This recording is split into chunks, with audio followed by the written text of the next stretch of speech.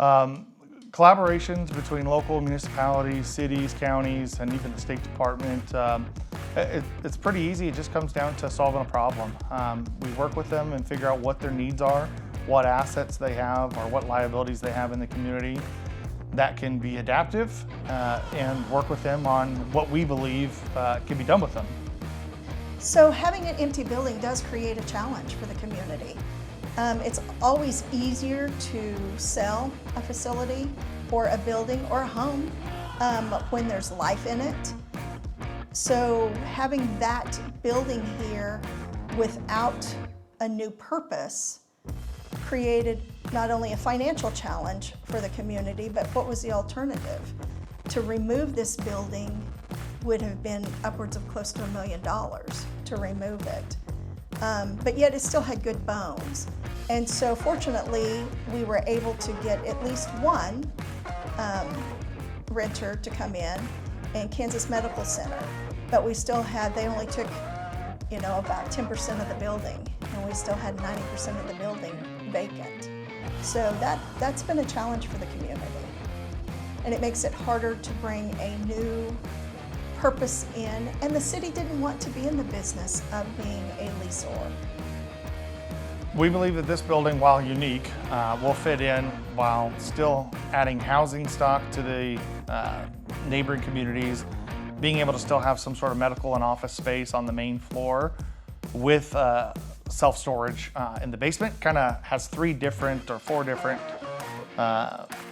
adaptations to the needs of the community that can all be done in one unique building. So my hope in what this project brings to the community is a new usage for the building. Rather than leaving something sitting here being vacant, we're actually bringing in something that is something that the community desperately needs, new housing. And so being able to bring that to the community as well as commercial space. It's in a good location. We've got development right across the street. It'll be nice to bolster this neighborhood and bring something of value into the community. And with rural redevelopment, not only does it bring the opportunity for new housing, but along that will come, minor jobs, a few jobs to help with the project. So yeah, it's a good project for the community. The history of this building, it was used as our Mercy Hospital. It had been used up until its closure in October of 2015 as Independence's hospital building. At that point in time, Mercy chose to close a couple of the rural community hospitals, Independence being one of those, which for our community was a devastating loss at the time. But always trying to look at positives that come out of negatives. The City of Independence also faced a daunting challenge in the fact that their city hall had a severe mold issue, and we were having some issues with some of the employees suffering from the mold infections due to the mold in the basement.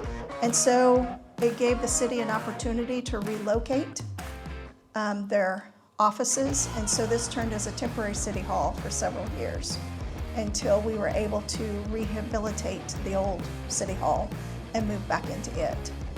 So, and then at that point in time, it became quite the challenge for the city because here we had an old hospital building and we needed to find a new purpose for it.